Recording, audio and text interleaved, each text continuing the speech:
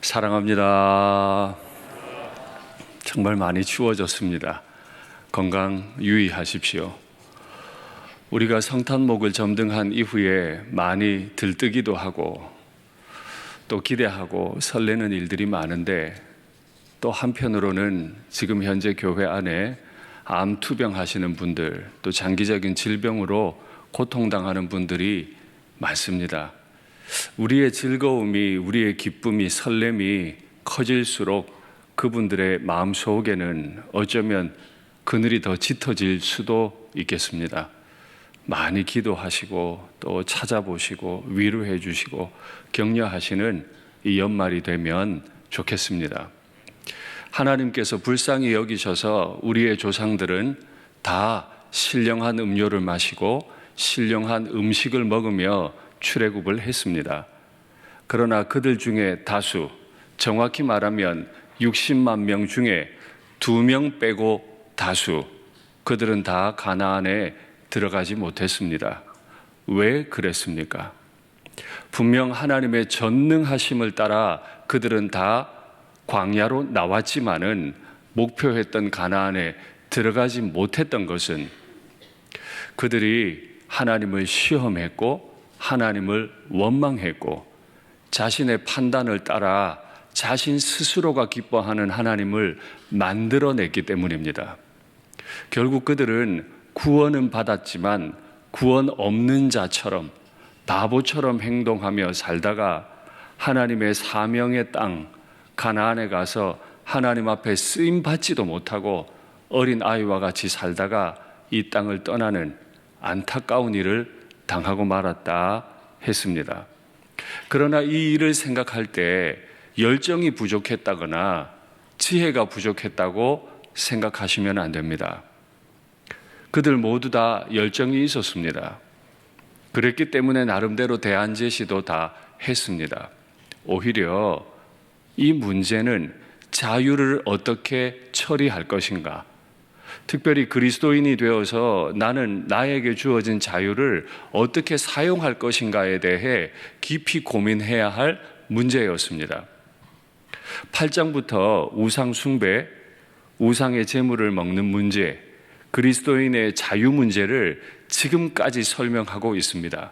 오늘 그리스도인의 자유의 한 단락, 특별히 우상 숭배와 그 음식을 먹는 문제를 가지고 자유를 설명하는 부분의 한 단락을 마무리 짓는 날입니다. 그런즉 내 사랑하는 자들아, 우상 숭배하는 일을 피하라. 바울의 결론입니다. 고린도인들이 마음에 안 드는 부분이 너무 많고 광야로 출애굽을 했지만은 가나안에 들어가지 못했던 조상들의 모습을 심각하게 닮아가고 있지만은 바울에게 고린도 교인들은 여전히 사랑하는 사람이었습니다. 사랑했기 때문에 두려웠고 그들의 결말이 조상들의 결말과 같을까봐 너무 마음이 아팠습니다. 그래서 아주 따뜻한 호칭으로 그들을 부릅니다. 내 사랑하는 자들아, 우상 숭배하는 일에서 피하라. 사실 이 그런즉이라는 말과 피하라 하는 말은 바로 앞절과 연결이 되어 있죠. 말씀 확인하겠습니다. 사람이 감당할 시험밖에는 너희가 당한 게 없다. 바로 이 시험이 우상 숭배, 그리고 우상의 제물을 먹는 문제, 그것이 시험이 되었던 거예요. 그런데 우상의 음식을 먹고 우상의 문화를 즐기는 그 시험 역시도 우리가 감당할 시험밖에 당한 게 없다. 다 우리가 감당하려면 감당할 수 있는 시험이다. 왜냐하면 하나님은 미쁘셔서 우리가 감당하지 못할 시험 당함을 허락하시지 않기 때문이다. 우리가 마음만 먹으면 우상 숭배하고 우상의 문화를 즐기고 그 음식을 먹는 거 다 피할 수 있어. 피할 길을 내사 너희로 능히 감당하게 하시느니라.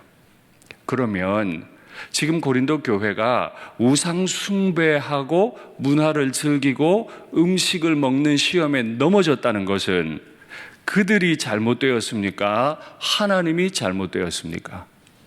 말씀에 따르면 하나님은 그들이 감당하지 못할 시험 허락지 않으셨고 시험 당할 때는 반드시 피할 길을 내신다면 우리가 마음만 먹으면 우상 숭배 문제, 내 자유를 사용하는 문제에서 반듯할 수 있다. 그런데 우리가 과거에 즐겼던 우상의 문화도 즐기고 현재 은혜 받아 누리는 하나님이 주신 자유도 누리고 두 가지 다 하고 싶은 마음 때문에 교회가 어려워지고 그리스도인의 삶이 많이 어려워진다는 거예요. 그리고 오늘 읽은 부분부터 우상의 제물을 대하는 방식 세 가지를 범주를 나누어서 설명을 합니다. 한번 내용을 확인하시겠습니다. 고린도전서 10장에 우상 숭배와 우상의 제물 문제를 크게 범주를 세 가지로 나눕니다. 우상 신전 의식에 참여하여 고기를 먹는 것, 치명적이죠.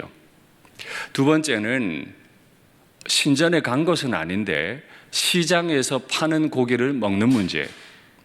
그리고 세 번째, 이방인의 집에서 고기를 먹는 문제. 이 세 가지 경우가 고린도인들에게 다 시험으로 주어지는 겁니다. 문화적 시험인 거죠. 이럴 때 어떻게 할 거냐 하는 겁니다. 그런데 바울은 이 마무리를 지음에 있어서 굉장히 도전적인 언수를 사용합니다. 내가 지혜로운 자에게 말하는 것 같이 할 거다. 너희는 스스로 한번 너희의 지혜를 판단해 봐라. 고린도인들은 자신들이 지혜가 있다고 생각했었습니다. 제가 그 문제는 참 여러 번 말씀드렸어요. 너희가 스스로 지혜가 있다고 생각하니까 나도 너희에게 지혜 있는 자처럼 말해 볼게. 지혜 있는 자처럼 말하는 방식은 뭐죠? 비교법, 대꾸법, 서리법, 그리고 내용적으로는 성찬론까지 등장시켜서 오늘 아주 현란하게 고린도인들에게 우상 숭배와 그 음식 먹는 문제, 다시 말하면 더 큰 범주로 우리에게 주어진 자유를 어떻게 사용할 건가를 설득하겠다는 거예요. 그러면 바울이 이렇게 말했을 때 바울의 마음 깊은 곳에는 고린도인들을 사랑하기는 하지만은 고린도인들이 진짜 지혜가 있다고 생각한 걸까요? 없다고 생각한 걸까요?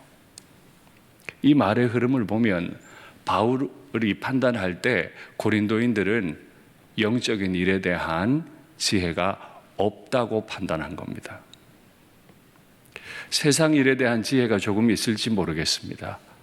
철학의 나라였으니까 철학자들로부터 좀 배워서 세상 지식으로는, 세상 지혜와 논리로는 똑똑할 수도 있겠습니다. 그러나 하나님의 교회에서는 영적인 일에 대해서는 지혜롭지 않을 수도 있겠습니다. 이것이 우리에게 큰 문제입니다. 바울은 바로 내용적으로 접근합니다. 우리가 축복하는 바 축복의 자는 그리스도의 피에 참여함이 아니며 우리가 먹는 떡은 그리스도의 몸에 참여함이 아니냐. 이방 신전에 올라가서 그 축제의 문화를 다 즐기고 그곳에서 나오는 고기를 먹는 것, 이 문제를 설명하는데 갑자기 한 가지 대조를 이룹니다. 너희 얼마 전에 성찬식 했지? 네. 너희가 성찬식에 참여할 때 잔도 마시고 떡도 먹었지? 네. 너희가 축복한 바 그 축복의 잔은 그냥 마신 게 아니고 그리스도의 피에 참여해서 완전히 하나가 된 거야. 너희 떡 먹었지? 네. 너희가 떡 먹은 건 그냥 떡이 아니고 그리스도의 몸에 참여해서 그리스도와 완전히 하나가 된 거다. 얼마 전에 우리는 3년 만에 성찬식을 진행하면서 화목 제사의 의미를 말씀드렸습니다.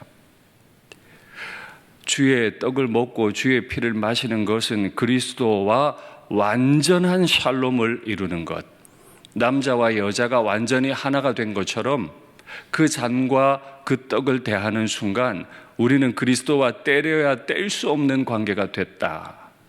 또 한 잔, 한 떡에 참여했기 때문에 그리스도인들 상호 간에도 뗄 수 없는 하나가 되었다 하는 것에 관해 나누었습니다. 그러니까 바울의 질문은 이겁니다. 너희가 방금 전에 성찬식에서 그리스도와 완벽하게 하나가 되고 성찬식에 참여해서 그리스도인과 완벽하게 하나가 됐는데 그 몸 가지고 우상의 신전에 올라가서 우상의 신전에서 나누어주는 고기 마시고 고기 먹고 포도주 마시면 우상과도 하나가 되는 거 아니냐? 이게 맞느냐? 이런 질문입니다. 그게 맞습니까? 왜 이런 행동들을 하게 되냐 하면 처음에 말씀드렸죠. 모든 것이 가하나 모든 것이 유익한 것이 아니요 모든 것이 가하나 모든 것에 얽매일 수 있으니 조심하라. 그들은 나는 그리스도의 피로 구원받았기 때문에 과거와 현재와 미래의 모든 죄를 영원히 단번에 속죄해 주셨기 때문에 나는 무엇을 하든 자유롭다. 그게 사실이에요. 그게 그리스도인의 자유예요. 내가 우상을 섬겼다고 하더라도 우상의 신전에 올라가서 축제에 참여했다 하더라도 그리스도의 영원한 속죄가 내 죄를 해결하셨어요. 그러니 나는 내 몸으로 무엇이든 할 수 있어요. 그러니 주일에 성찬식하고도 주중에 우상의 신전에 가서 동일한 행동들을 할 수 있는 거예요. 그게 그리스도인들이 가진 엄청난 무한하고 영원한 자유인 거죠. 근데 바울이 한 가지 공격적으로 이야기를 합니다. 우리가 떡이 하나인 줄 안다. 많은 우리가 한 몸이 되었다. 떡이 하나고 많은 우리가 한 몸이 되어서 한 떡을 먹었다. 지금 바울이 아마 모임 때 있었던 성찬식을 그림을 그리라고 말하는 것 같아요. 떡 하나를 놓습니다. 이제 사도가 떡을 하나씩 떼주겠죠. 이 떡이 하나입니다. 근데 떡을 받는 사람들은 많아요. 다 받아요. 다수가 받아요. 다 받습니다. 그런데 이 떡 하나에 다수가 참여함으로 한 몸이 됐다. 비유하자면 교통 혼잡이 일어나는 겁니다. 각자가 다른 떡을 가지고 와서 마음대로 다른 떡 먹으면 편하고 속도가 나겠죠. 그러나 원래 성찬은 떡 하나에서 떼서 다 나눈 거죠. 다양한 사람들이 한 몸을 이루었어요. 여러 대의 차가 여러 차선으로 달리다가 교회 안에 들어온다는 건 완전히 차가 붙어버려서 한 대인 것처럼 도로 하나로만 간다는 뜻입니다. 그러니 얼마나 길게 늘어서겠어요? 얼마나 더디겠어요? 얼마나 조심스럽고 얼마나 어렵겠어요? 이때 열정, 이때 자유는 진짜 위험한 겁니다. 마음대로 치고 나가고 싶거든요. 내가 먼저 가고 싶거든요. 내 뜻대로 다 모이게 하고 싶거든요. 아니라는 거예요. 떡이 하나고 많은 우리가 한 몸이다. 그런데 우리가 한 몸이 되어 한 떡에 참여했다. 굉장히 두려운 말을 바울이 지금 하고 있습니다. 그러면서 바울은 이제 성찬과 우상의 잔에 참여하는 문제로 끌고 가서 성찬을 더럽히지 말라는 거예요. 우리는 자주 성찬을 더럽히거든요. 그러면 어떻게 하면 좋겠습니까? 사도 바울은 분명히 말해요. 모든 것이 가하나 모든 것이 유익한 게 아니다. 모든 것이 가하나 얽매인다 하는 문제로 쓰지 않고 이제 말을 바꿔요. 모든 것이 가하나 모든 것이 덕을 세우는 것이 아니니. 우리에게 주어진 영원한 자유로 인해서 우린 정말 말 그대로 모든 걸 해도 됩니다. 그리스도의 피가 용서하지 못할 죄가 없으니까요. 그러나 모든 것이 유익하지 않고 모든 것이 덕을 세우는 것이 아니라. 이게 바울에게 있어서 굉장히 중요한 윤리였던 거죠. 그리고 그 다음에 나오는 말, 이게 우리의 마음을 누릅니다. 그런즉 누구든지 자기의 유익을 구하지 말고 남의 유익을 구하라. 그래서 오늘 말씀의 제목이 남의 유익을 위하여, 하나님의 영광을 위하여. 저마다 다 교회 안에서 하나님의 영광을 위해 하죠. 교회 일 열심히 하는 것도 하나님 위해 하죠. 예배 드리는 것도 하나님 위해 하죠. 그런데 바울은 하나님의 영광을 위하여보다 먼저 말한 하나가 있어요. 남의 유익을 위하여. 질문하겠습니다. 하나님의 영광을 위하는 만큼 남의 유익을 위하고 계십니까? 하나님의 영광을 위한다는 이유로 남의 마음을 아프게 하지는 않습니까? 하나님께 영광을 드리기 위해 남들의 마음을 많이 아프게 해도 됩니까? 남의 유익을 아프게 하는 순간 하나님의 영광을 위해서는 일할 수 없게 됩니다. 요즘 축구 많이 하잖아요. 열심히 달려가서 멋있게 골을 넣었어요. 근데 심판이 깃발을 딱 들어요. 오프사이드래요. 아무리 멋있게 넣었어도 오프사이드 반칙이 되면 골은 취소예요. 아무리 멋있게 하나님의 영광을 위해 일해도 그 일을 통해 남들의 마음을 아프게 했으면, 내 자유를 가지고 남들의 유익을 구하지 않았으면 그건 노골이에요. 아무것도 안 한 거예요.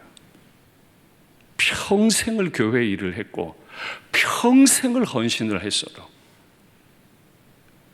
내 자유를 가지고 남들의 자유를 박탈했거나 남들의 자유를 침해하거나 아프게 하면 아무것도 안 한 거다.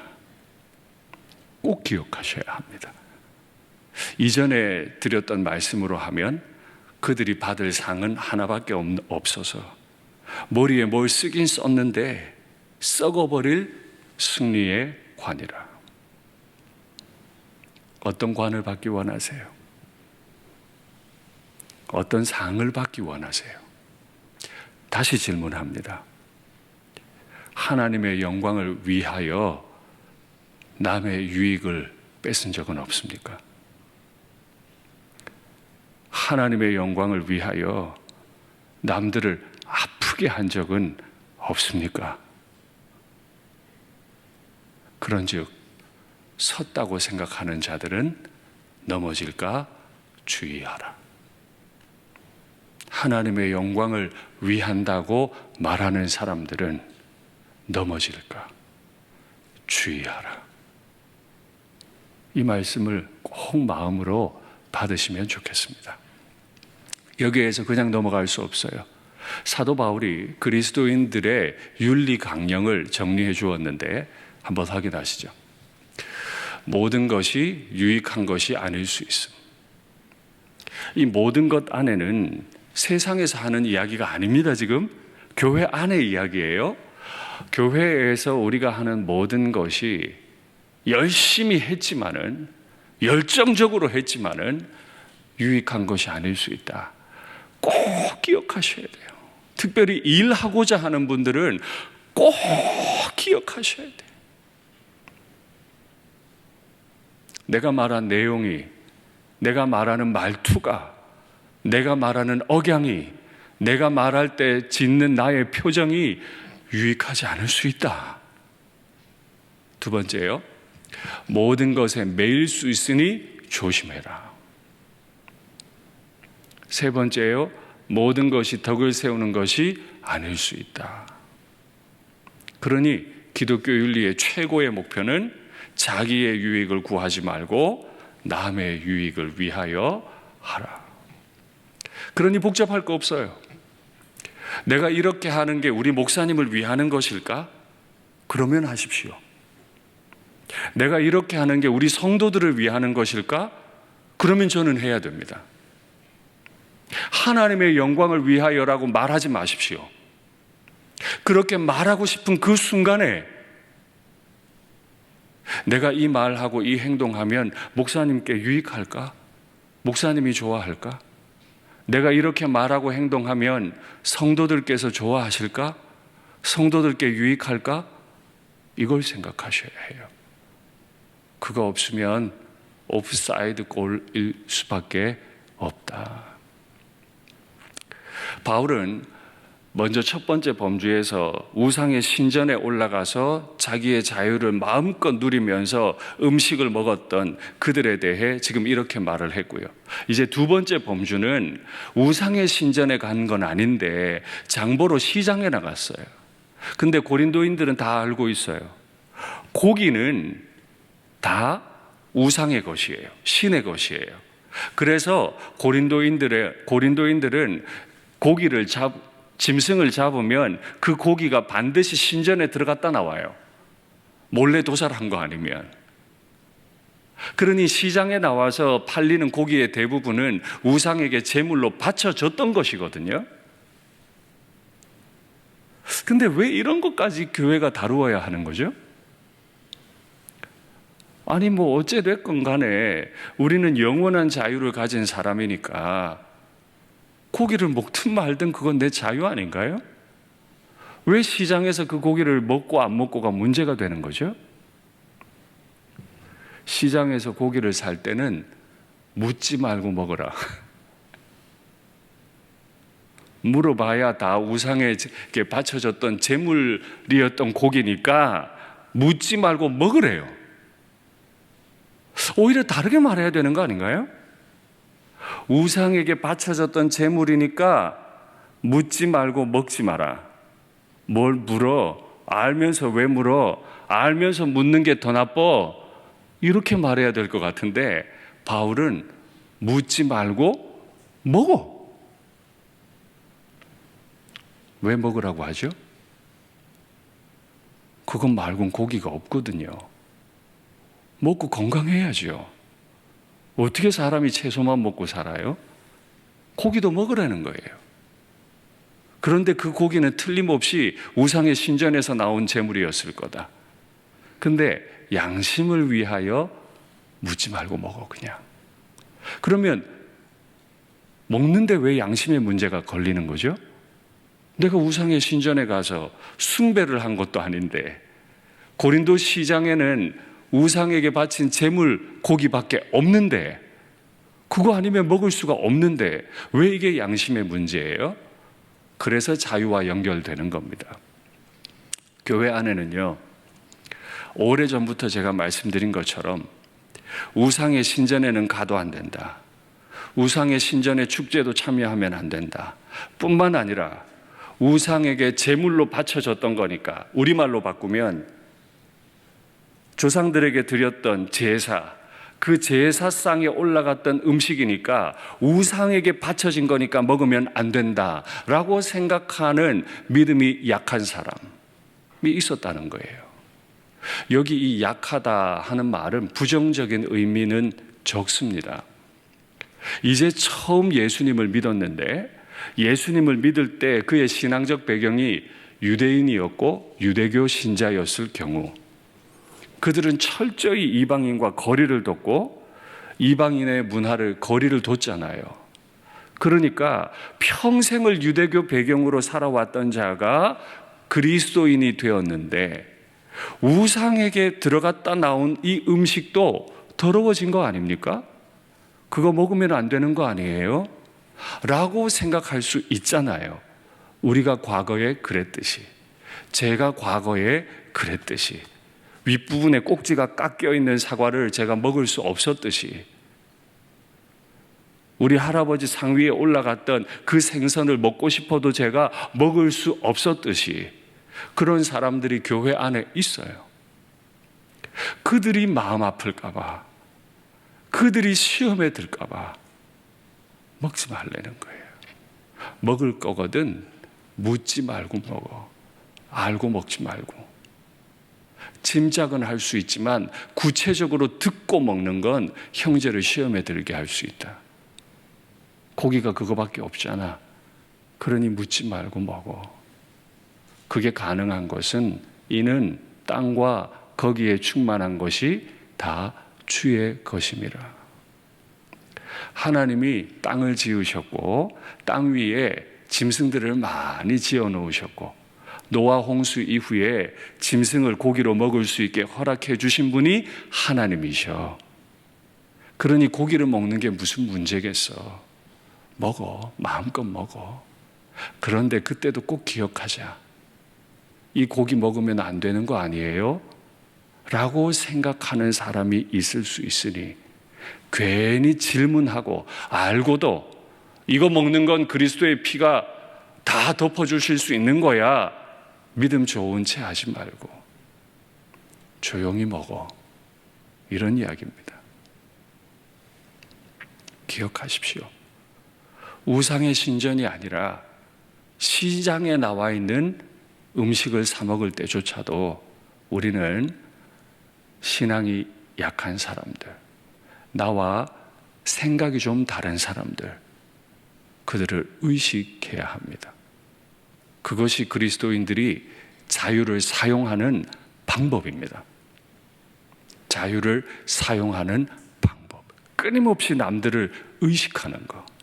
말할 때, 행동할 때, 회의를 할 때, 열심히 사역을 할 때, 그 순간 마음이 약한 사람, 믿음이 약한 사람, 우리 교회로 예를 들자면 일산교회 역사와 전통을 잘 알지 못하는 사람, 일산교회 방식에 익숙하지 않은 사람, 그분들을 배려하지 않으면 우리는 한 떡을 먹은 사람이 아니에요. 한 잔을 마신 사람이 아니에요. 언젠가도 말씀드렸지만 그래서 저는 저희 교육자들에게 당부합니다. 비슷하게 주일학교라고 알려지는 유초등부와 중고등부가 있습니다. 유년부는 했는데 초등부가 안 했다든지 초등부는 했는데 유년부가 안 했으면 저는 묻습니다. 너무 좋은 일인데 왜 초등부는 안 했어요? 왜 유년부는 안 했어요? 제 질문은 왜 안 했느냐가 아닙니다. 서로 좋은 것들을 공유해서 서로가 격려해서 함께 교회를 세워갔습니까? 아니면 이 좋은 거 내가 해가지고 우리 부서 부흥시켜야지? 그랬습니까? 이런 뜻입니다. 기억하십시오. 나 혼자 해서는 아무 유익이 없을 겁니다. 숫자를 아무리 늘려놔도 아무 유익이 없을 겁니다.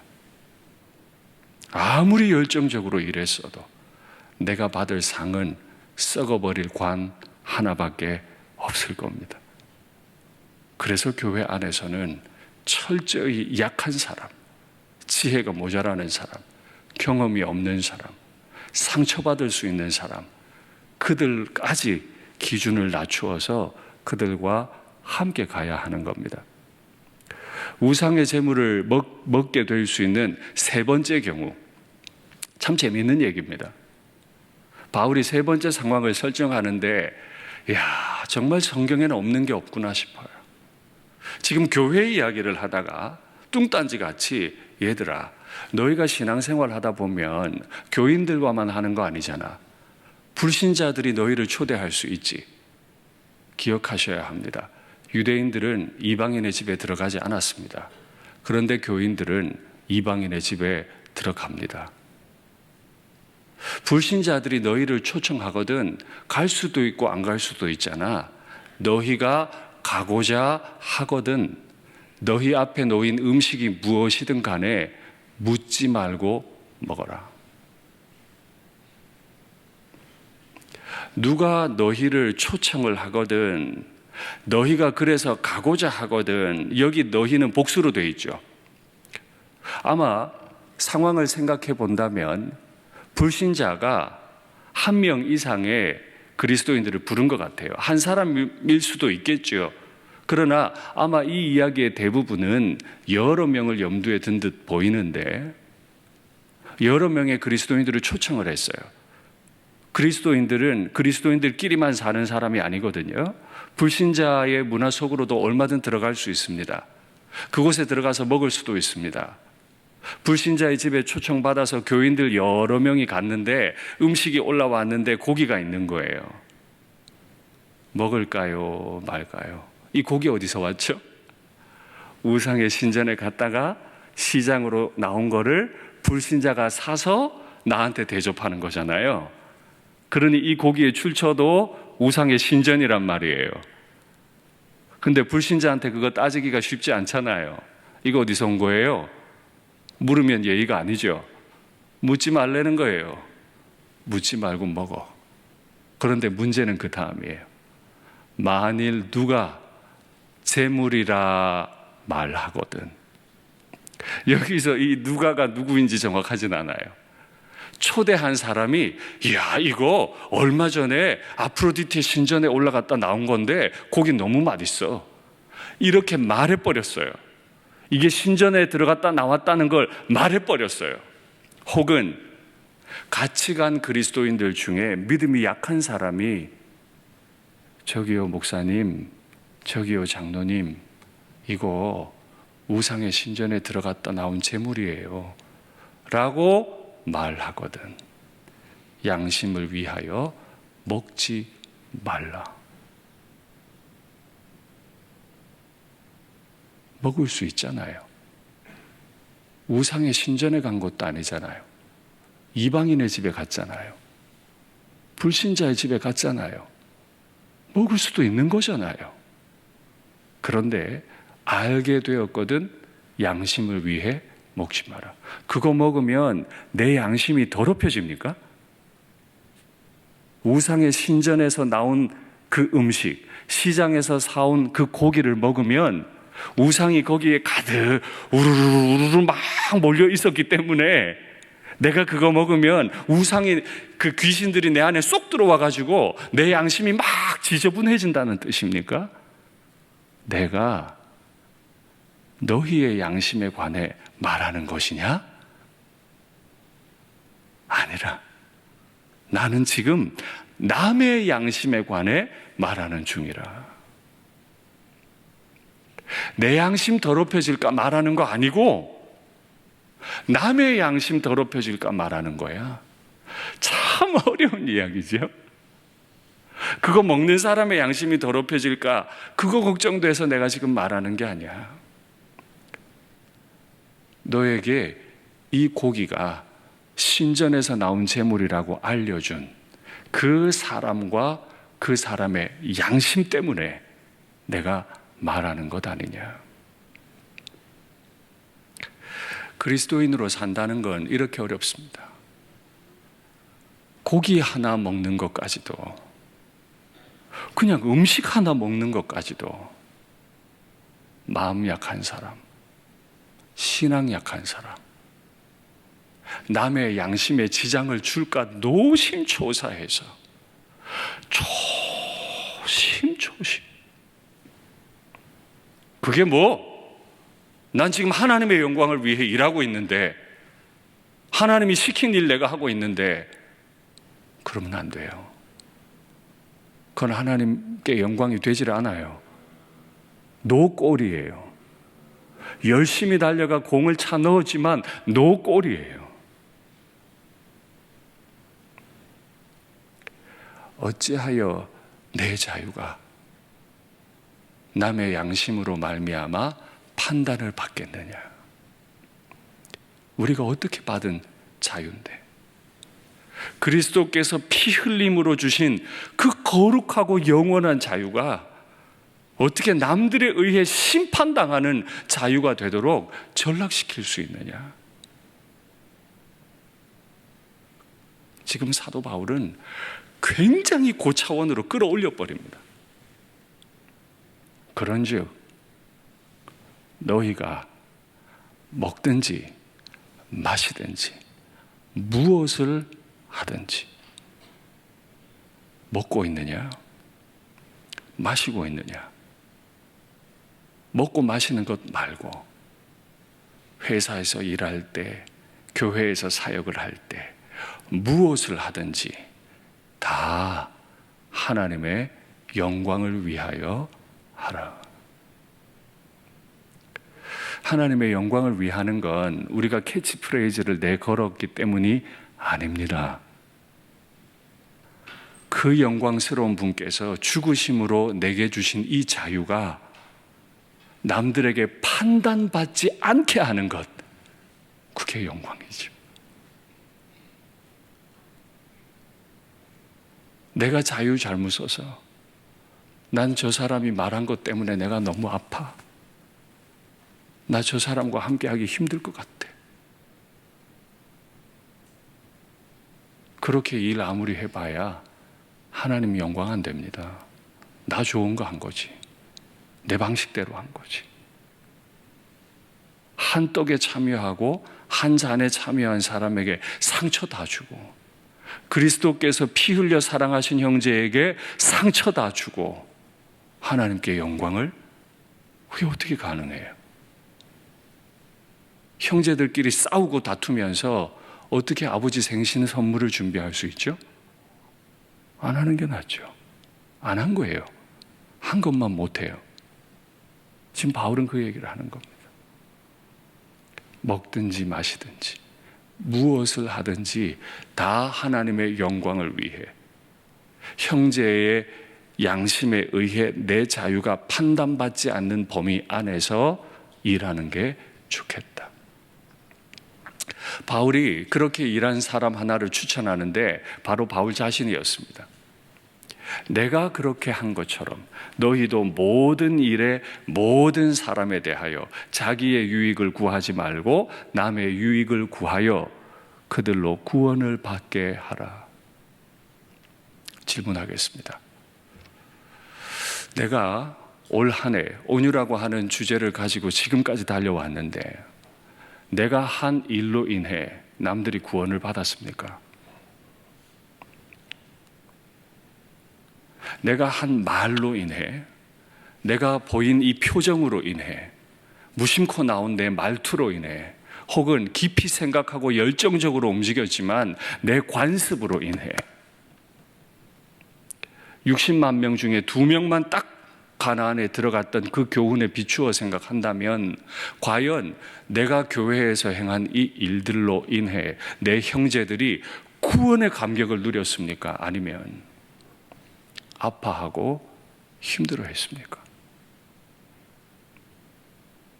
참 무서운 말입니다. 바울은 이 장을 마무리하면서 새로운 주제를 끌고 가는 서론으로 이 이야기를 합니다.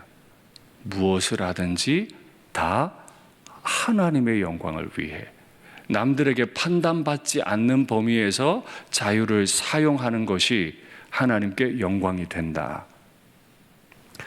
바울이 말하고 있는 행동 강령 3가지를 보시겠습니다. 모든 일에 모든 사람을 기쁘게 해라. 자기의 유익을 구하지 말고 모든 일에 모든 사람을 기쁘게 해야 한다. 기억하셔야 합니다. 자신의 유익을 구하지 말고 많은 사람의 유익을 구해라. 유대인, 헬라인, 연약한 성도가 구원을 받기까지 절제해라. 바울이 그 이어서 말해요. 유대인에게나 헬라인에게나 하나님의 교회에게나 다 조심해라. 교회 안에 있지 않은 사람이나 교회 안의 성도나, 말을 바꿀게요. 교회 바깥에서 일을 할 때나 교회 안에서 일을 할 때나 내 자유를 나 스스로가 절제하지 않으면, 남의 양심에 의해 내 자유가 판단받기 시작하면 그건 이미 하나님께 영광이 안 됩니다. 그래서 바울은 한 가지 중요한 말을 11장 1절에서 전합니다. 그런즉 내가 그리스도를 본받은 것 같이 너희도 나를 본받는 자 되라. 바울은 그리스도의 어떤 모습을 본받았습니까? 전능하신 창조주 하나님이 자신의 그 자유를 제한시키고 사람의 몸을 입고 말구유에 오셨죠. 전능하신 최고의 강자께서, 온갖 자유를 다 가지신 분께서 자유를 다 빼앗긴 자처럼 십자가에 매달려 죽으셨지요. 네가 만일 하나님의 아들이거든 내려와 보라. 너 자신을 구원하고 나도 구원해 보라. 구원할 자유가 있어요. 구원할 능력도 있어요.